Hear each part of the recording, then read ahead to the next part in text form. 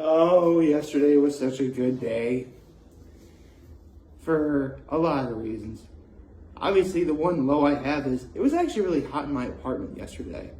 Like, it was so hot that, like, before I got dressed and showered and showered and dressed and, getting ready for church, I took a cold shower, which felt really good, I'm not gonna lie. Like, cold showers, like, I've talked about how much I like taking cold showers, but now, like, I gotta be in the mood for it, Like, it's gotta be really hot, and I just feel like, I need to feel awakened and refreshed. And, cold shower. So there you go. Of course, we're getting to the time of year where it's going to be so cold outside where, like, Mike came for a hot tub or something along the lines of, hot water to warm you up, But that's my low. My high, on the other hand, consisted of being with my family all yesterday evening, going to Sorges for dinner, seeing my nephews after church, which was awesome. But the thing I want to talk about today is Netflix actually released a limited series that I really need to talk about. And obviously my acts of kindness was to help my mom with a couple things, including, but not limited to, okay, so this is another reason why, this is also part of my high too, but after 5 long years, more than 5 years actually, since summer 2017, my mom finally made zucchini bread. Oh my God. I waited so long. I mean, unfortunately, like, she didn't start making until after we got back from, church and dinner. So the loaves were too hot for me to eat right away. But I got photos of them that I have already posted, that as we speak are already on social media for you to see. But man, like, this was, like, just being able to smell it again after Lord knows how long. Like, I'll tell you what, it's been so long, even my mom agreed with that she made 4 loaves of it. Yes, 4. It was a lot of zucchini, but man, it was worth it. I'm definitely going to have some later when I go see. Well, my mom is actually working today, but my dad is off. So when I see him today, I'm getting some of that zucchini bread. For sure. So I have a show to talk about now, don't I? Good morning and happy Sunday, everyone. So I mentioned that this is a new limited series on Netflix. It's called Oni, Thunder God's Tale, which is a hybrid CGI stop motion animated movie, which looks absolutely gorgeous. Like, this is one of the most gorgeous animated shows I think I've ever seen.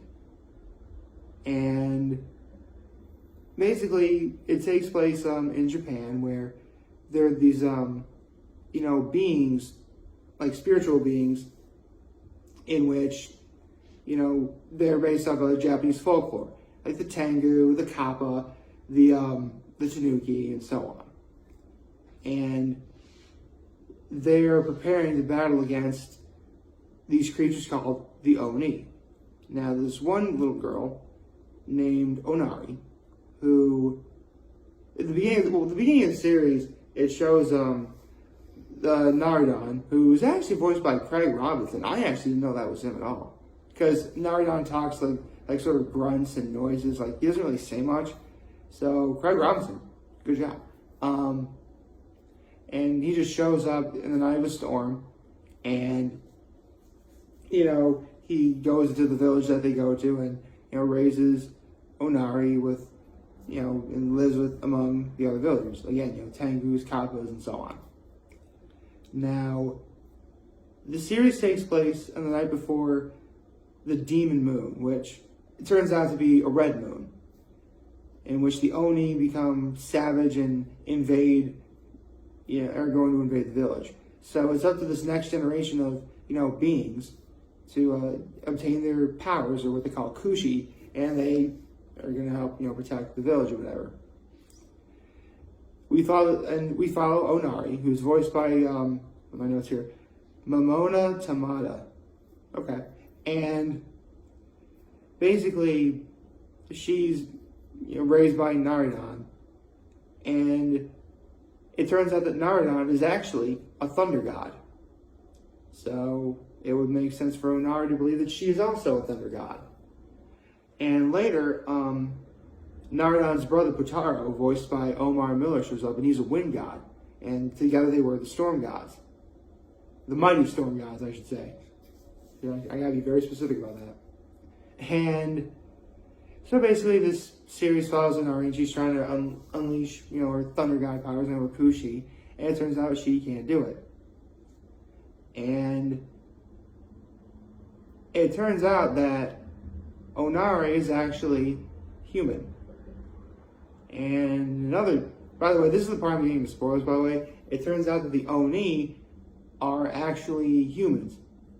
And by destroying the village, what they mean is you guys, construction, destroying the forest, stuff like that.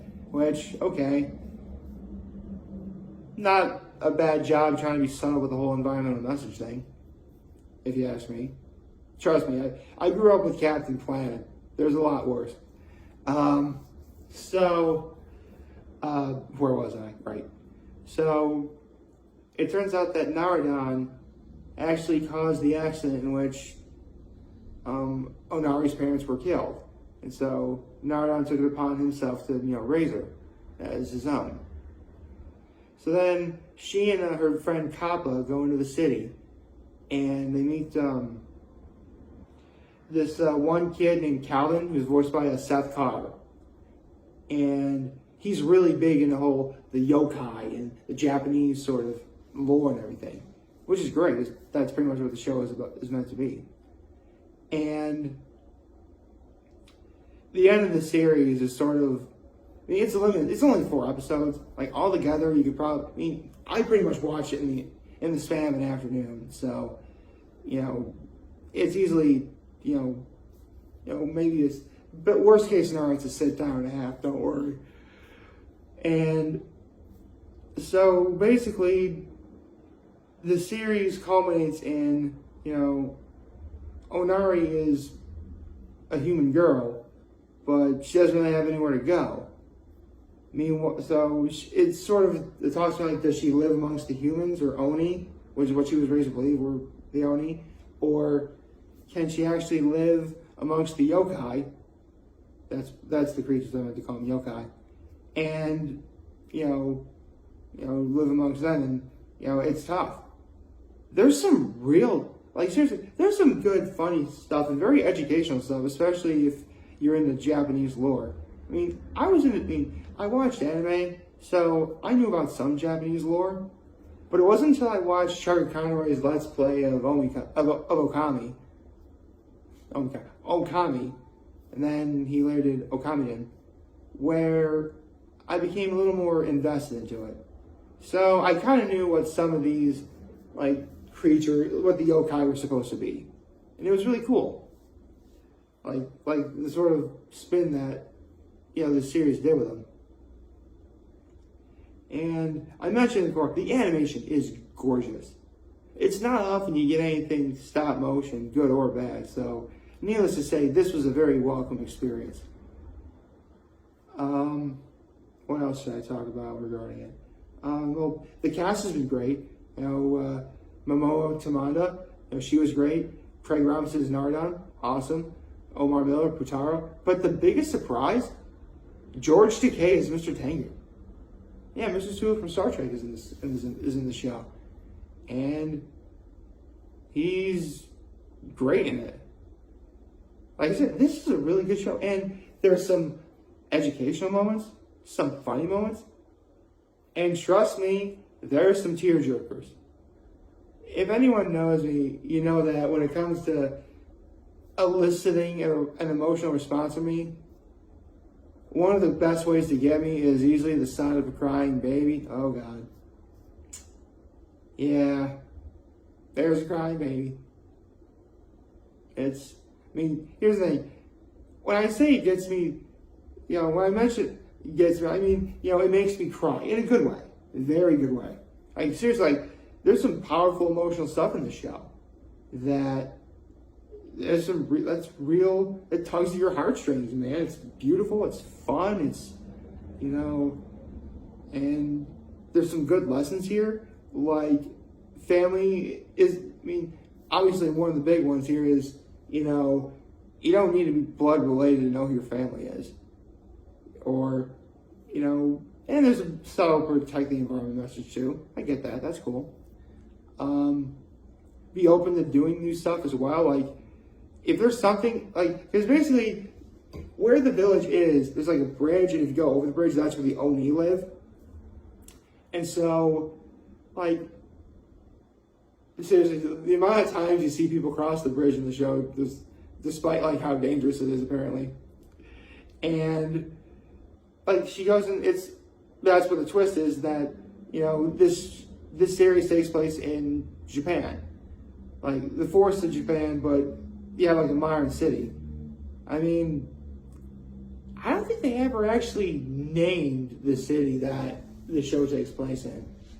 So I'm not gonna do anything stupid like refer, hey, this is Tokyo. No, it's not Tokyo. But, and here's the thing, Calvin isn't like, because I mentioned that this takes place in Japan. Calvin, the little boy I talked about, voiced by Seth Carr, he's not Japanese. He's actually of African descent. And he mentioned that there's a term that the Japanese refer to people who don't look like them, or outsiders. What was it? What was that word? And yeah, like, no matter where you go, unless you're in an immediate area filled with people who know you, yeah, you are an outsider wherever you go. And it really does follow a message of, like, you know, people fear what they don't understand, which, that's a tale as old as time, my friends. I mean, what great series hasn't talked about that? Like, X-Men's done that before. Or really any superhero show has done that. My point is, like, there's a lot of good lessons here, you know, that kids can learn from. And I guess, like, the adult jokes that are in this show, I mean, not that there really are any, like, major, like, dirty adult jokes, but, you know, it's something that parents could watch and be like, hey, that was actually kind of funny. So there's that. And man, when Onari's backstory is finally revealed, like, I am not gonna lie, I was welling up. Oh, good Lord. So, yeah, this was a good show. This was a very good show. And, like, I think, like, each episode is, like pretty much, like, every episode is, like, Virgin River length, but there's only 4 of them, so, again, 3, maybe 4 hours it would take you to watch this in one setting. So, not really that daunting of a task.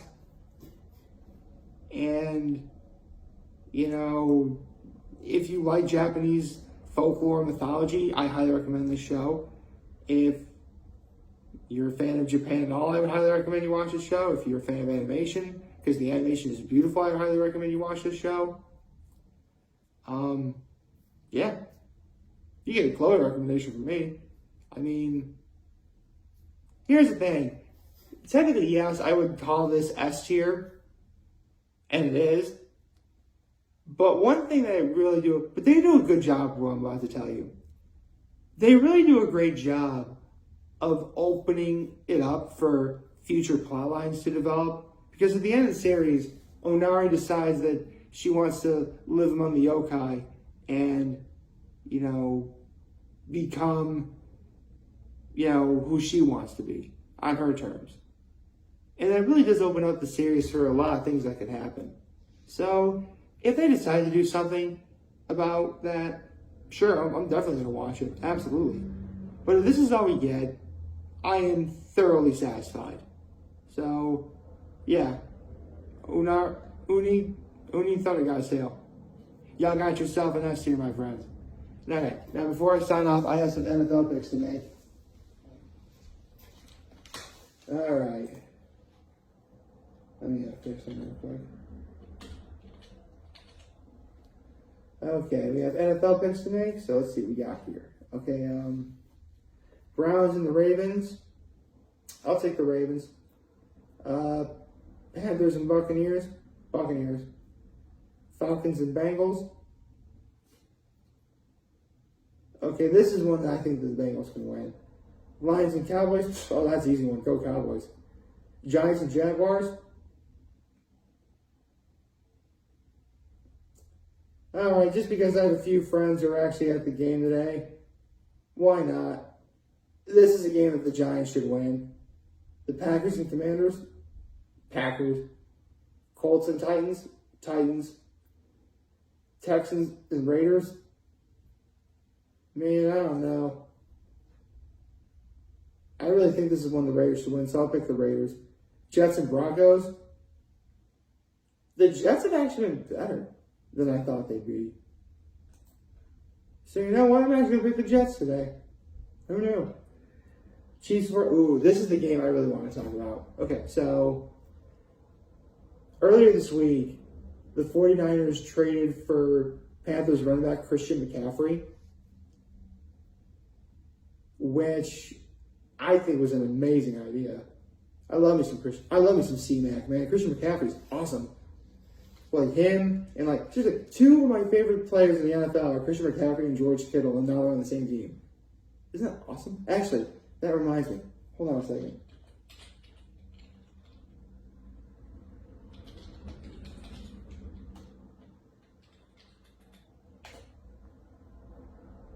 Oh, hey, it is.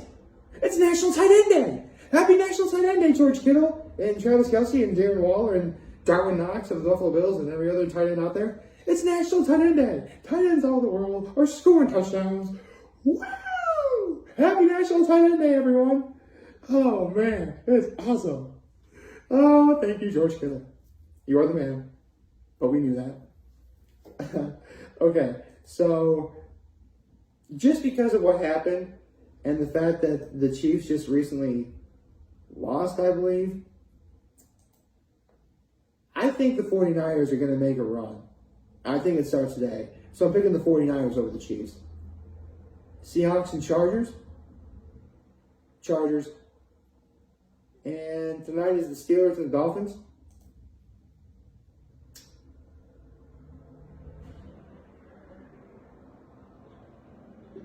And well, I'll go for the Dolphins.